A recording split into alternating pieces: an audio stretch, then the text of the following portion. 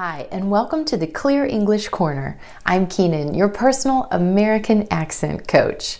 In this video lesson, you're going to learn all about the American T. Before we jump into today's lesson, I want to make sure you know that there's more lessons coming on the Clear English Corner. So be sure to subscribe and tap the bell so that you get a notification every time a new lesson is published. So jumping into today's topic, the American T. The T sound is one of the most common consonant sounds in the English language, and Americans have a distinct way of pronouncing this sound depending on where it is in a word and what sounds come around it. There's actually 4 different T sounds in American English, and today we're going to talk about all 4. We'll talk about the true T, the flap T, the held T, and the vanishing T. So let's start first with the true T. T, t, t. This is the sound you expect to hear when you see the letter T. It's clear, it's concise, it's distinct. It's made by taking your tongue tip and tapping it on the ridge behind your top front teeth. T, t, t. You hear this sound at the beginning of words like to, take, tell. You're also going to hear this sound at the beginning of stressed or emphasized syllables in words like until, hotel, and return. If you're not sure what I mean by stressed syllable, make sure you check out my series on word stress, where you'll learn exactly how to identify and pronounce the super special emphasized syllables in English. The true T also happens in consonant clusters. A cluster is when 2 consonant sounds occur right next to each other and you say them both. So, for example, ST as in stop, STR as in street, and TR as in tree. Consonant clusters also occur at the end of words in English. You'll hear that true T sound in clusters like CT as in fact, FT as in lift, LT as in melt, ST as in best, and PT as in kept. There's one final T cluster that doesn't follow along with the others, and that's NT. And I'm going to talk more about that one in just a second. So a quick recap, you're going to hear true T at the beginning of words, at the beginning of stressed syllables, and in consonant clusters that have T. Moving on to the flap T. The flap T is really just a D sound, and this flap T happens when T is in the middle of words in between 2 vowel sounds. So for example, take this word, W-A-T-E-R. Instead of water, water, water. Do you hear that flap T or the D sound? Water. I need a drink of water. C-I-T-Y. Instead of city, city. City. I live in the city. Try this one with me. L-A-T-E-R. Later. I'll see you later. One more. B-E-T-T-E-R. Better. I hope you feel better. Flap T will also happen in between words when one word ends in a vowel sound and T and the next word starts with a vowel sound. For example, take what is.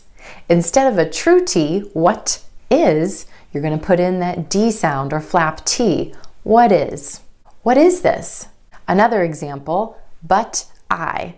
Instead of that true T at the end of the word but, try the flap T. But I. But I. But I said that.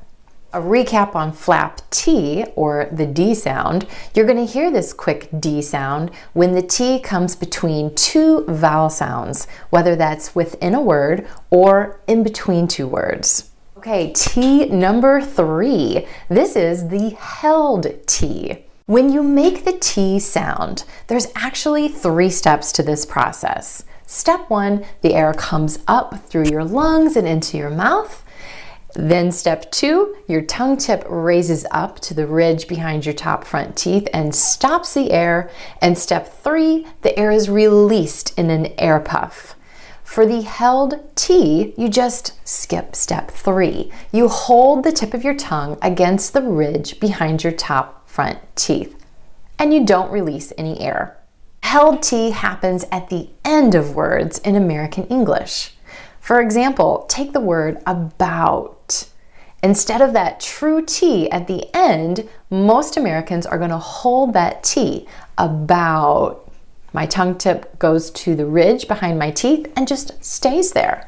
About that. The tongue tip stays up for the T and goes straight into the TH sound. The tongue tip goes under the front teeth for the TH sound.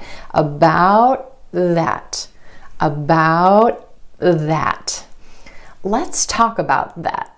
Let's try another one together. Let's try it was. It. The tongue goes up for the T at the end of the word it, holds there, and then straight into the W sound for was. It was. It was.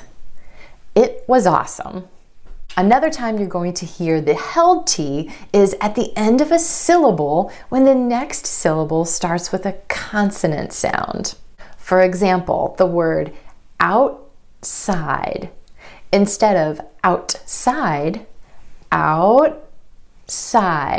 The tongue stays up for the T and goes straight into the S sound. Outside. Let's eat outside tonight. Try another one with me. Apartment.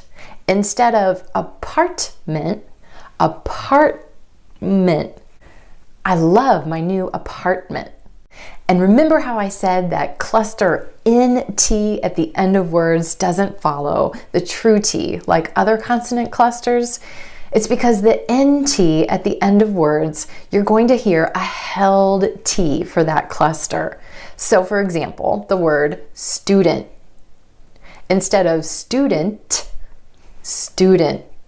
My tongue stays up for the T sound after the N. Student. I'm glad I'm not a student anymore. Another example, president. The President of the United States. Again, that T is held after the N in the NT cluster. So to recap, held T happens at the end of words and at the end of syllables when the next syllable starts with a consonant sound and in the NT cluster. So let's talk about vanishing T. Sometimes in American English, that T just disappears completely. It happens when the T comes after the N or N sound in an unstressed syllable. Vanishing T after the N sound in words like internet. So instead of internet, you'll hear a native speaker say internet. Do you have internet access? Printer.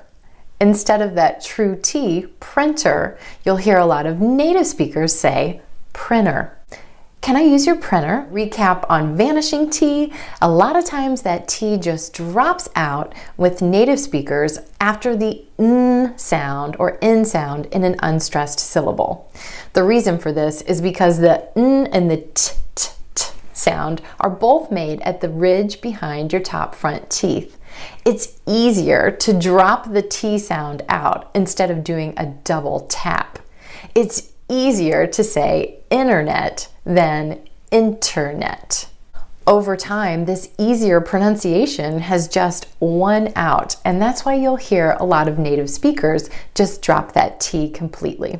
So there you have it for the scoop on the American T pronunciation. Now this is definitely an advanced lesson in the American accent. If you use the true T in all of these instances, you definitely won't be misunderstood. However, if you're at the point where you're really wanting to sound more natural and native in your American English pronunciation, this sound is well worth your time. When you use the true T in all instances, it's a definite tell that American English is not your native language. I hope you found this lesson helpful. If you did, please be sure to give me a thumbs up below and share the video with your friends. Remember, there's more lessons coming on the Clear English Corner, and you are not going to want to miss these. So be sure to subscribe and click the bell so that you get notifications when new lessons are published. That's a wrap for today. Thank you so much for tuning in, and I'll see you next time.